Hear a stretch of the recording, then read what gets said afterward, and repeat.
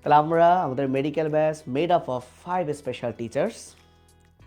আমরা ইনশাল্লাহ কঠিন কঠিন বিষয়গুলোকে খুব সহজেই তোমাদেরকে মেক আউট করবো, বোঝাবো এবং মেডিকেল ভর্তি পরীক্ষার 1 মাস আগেই আমরা তোমাদের ফুল সিলেবাস কি করে দিব, মেক আপ করে দিব, কমপ্লিট করে দিব। 3টা হয়ে গেল।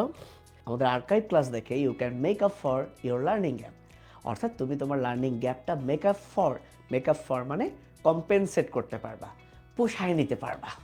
অর্থাৎ তুমি এতদিন পড়ো নাই, ভাবছো ভাইয়া আমি কি পারবো, ইনশাল্লাহ আমাদের আর্কাইভ ক্লাস দেখে you can make up for your learning gap.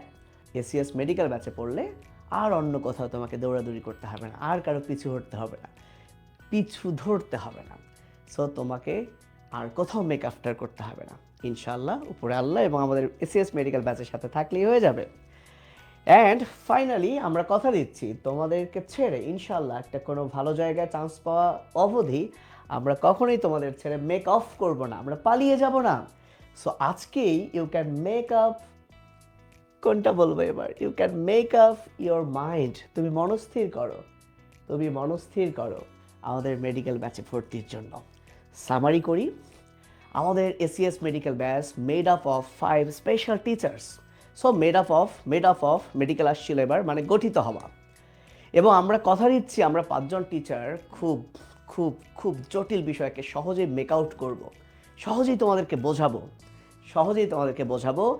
তোমাদের পরীক্ষার 1 মাস আগেই আমরা তোমাদের ফুল সিলেবাস মেক আপ করে দিব, কমপ্লিট করে দিব।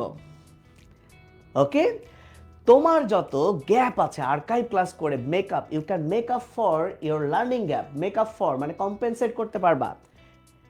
ওকে, দেন দেন আমি বললাম তোমাদের আর কোনো কোচিংয়ের পেছনে মেক আফটার করতে হবে না। আমরা কথা দিচ্ছি আমরা কখনই তোমাদেরকে ছেড়ে মেক অফ করবো না।